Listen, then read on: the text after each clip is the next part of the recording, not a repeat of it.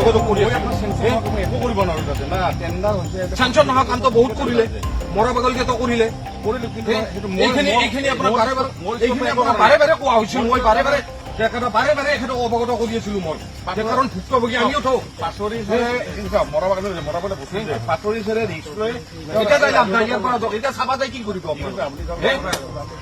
আমি ভুক্তভোগী আপুনি জানে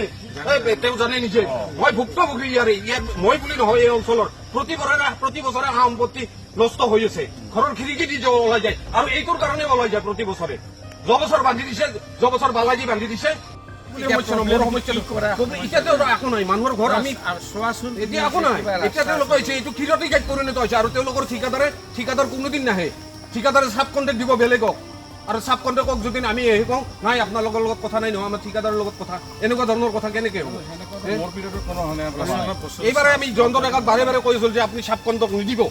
জয়ন্ত দত্তক না ডেকা বাৰে বাৰে কৈছিলো যে চাব কণ্টেক্ট নিদিব তথাপিও আৰু তেখেতে চাব কণ্টেক্ট দিছিল